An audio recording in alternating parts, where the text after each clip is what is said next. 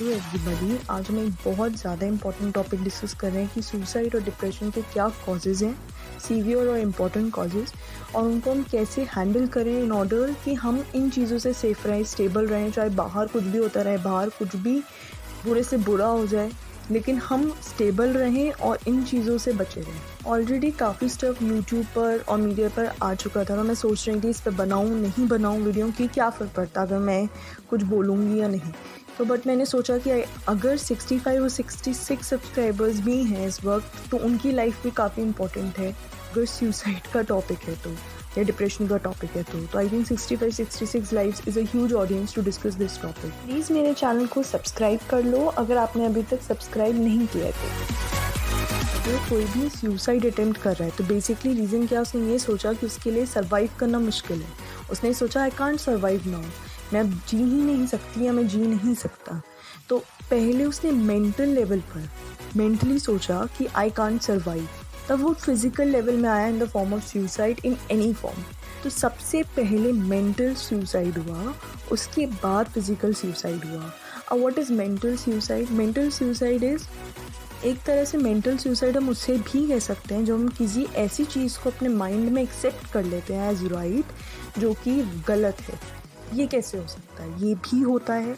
इसका basically cause है, mental suicide का कॉज क्या है? Poor belief system. Belief system क्या होता है? बिलीफ सिस्टम इज़ हम कोई भी ओपिनियंस फॉर्म करते हैं, अपना पर्सपेक्टिव फॉर्म करते हैं, अपने प्रिंसिपल्स बनाते हैं, अपनी ओपिनियंस बनाते हैं on the basis of experiences जो हमारी लाइफ में हमें अभी तक हुए, या हमने सोसाइटी से कुछ सुना, या हमारे पेरेंट्स ने हमें कुछ कहा। उनके बेस पर हम एक बिलीव बना लेते हैं, हाँ जी ये चीज़ ऐसे होती है। जैसे कि अगर हमने अपने आसपास बहुत देखा है कि बहुत गरीबी है, राइट, तो उन लोगों की क्या बिलीव होगी, भाई पैसा कमाना तो बहुत मुश्किल है। जो बहुत अच्छे लाइफस्टाइल में रहा हो उसके लिए क्या होगा, भाई पैसे तो हाथ की धूल है। तो ये सबका अपना अपना बिलीफ सिस्टम है। क्यों है? बिकॉज ऑफ अपने खुद के एक्सपीरियंसेस से, या बाहर आसपास जो देखा, जो सोसाइटी से सीखा, वो बिलीव्स हमने अपने अंदर डाल लिए। अब हम किसी भी सिचुएशन में सोचते हैं, रिएक्ट करते हैं, तो हम अपने बिलीफ सिस्टम को सोच कर रिएक्ट करते हैं। अगर हमारे बिलीफ सिस्टम के अकॉर्डिंग वो चीज़ सही है तो हम उस तरीके से एक्ट करेंगे, अगर वो चीज़ गलत है तो हम उस तरीके से एक्ट करेंगे। उन्होंने अपनी लाइफ में बहुत स्ट्रगल देखा है, वो ये कहेंगे लाइफ इज़ टफ। लेकिन जिन्होंने अपनी लाइफ में स्ट्रगल ही नहीं देखा तो वो क्या कहेंगे, लाइफ तो बहुत आसान है। तो ऐसे हम सब अपनी अपनी एक बिलीव्स बनाते हैं जिसके अकॉर्डिंग हम एक्ट करते हैं। अब हो सकता है किसी की बिलीफ सही हो, किसी की गलत हो। बिलीफ बनती तब है जब हम उस बिलीफ को एक्सेप्ट करते हैं। अगर हम उस बिलीफ को एक्सेप्ट ना करें तो वो वहीं स्टॉप हो जाएगी और वो हमारे माइंड में नहीं बैठेगी। जैसे कि एक बहुत ही छोटा सा और बच्चों वाला एग्जांपल कंसीडर कर लेते हैं।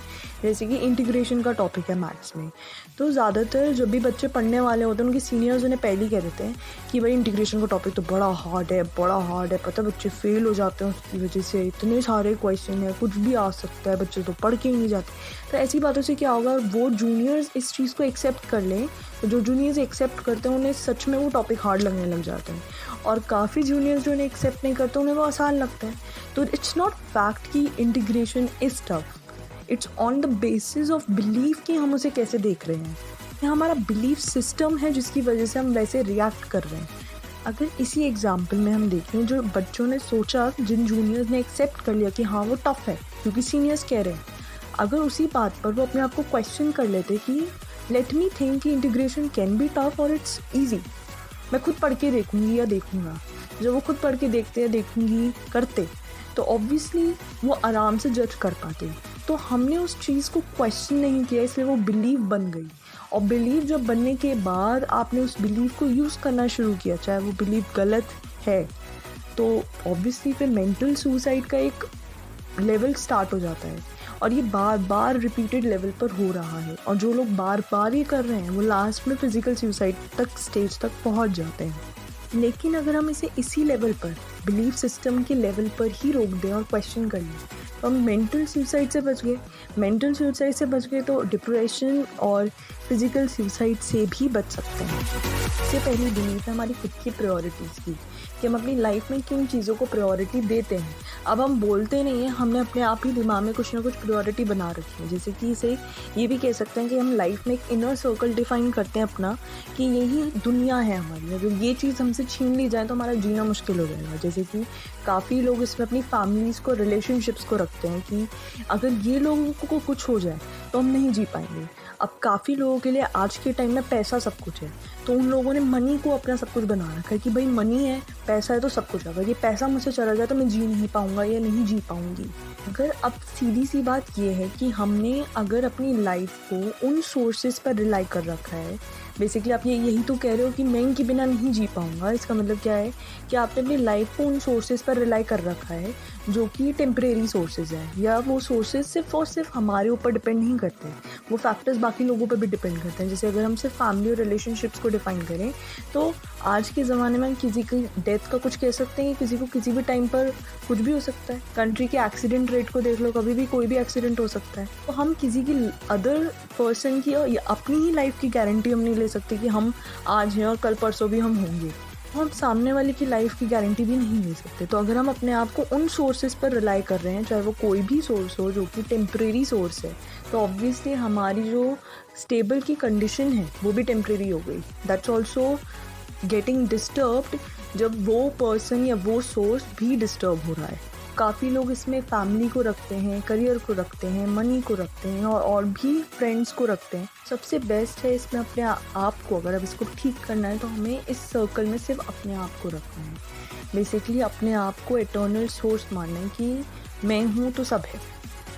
लेकिन इनर सर्कल में हमें फैमिली, करियर और वर्क को भी प्रायोरिटी देनी है, लेकिन उन्हें अपनी ज़िंदगी नहीं बनानी। ये ज़िंदगी का एक पार्ट है।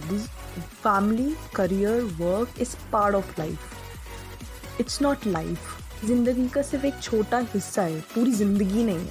ज़िंदगी के आगे इसका प्रपोर्शन कम है, तो उसे उतनी ही प्रायोरिटी देनी चाहिए जितनी उसकी प्रपोर्शन है।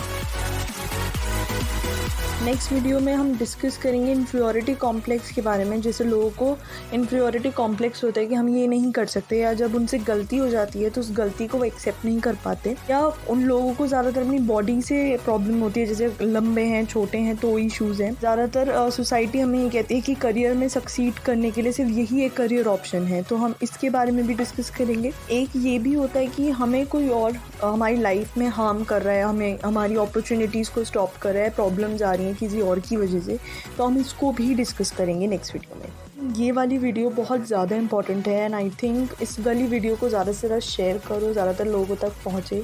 आजकल हम किसी के दिमाग में क्या चल रहा है कुछ नहीं कह सकते, तो एटलीस्ट अगर हम ये वीडियो किसी तक पहुँचती है तो it may help somebody. Like करो, कमेंट करो, मेरे चैनल को सब्सक्राइब कर लो for more videos and follow me on Instagram and Facebook, जहाँ पर मैं वीडियो से रिलेटेड कोट्स और कंटेंट शेयर करती रहती हूँ।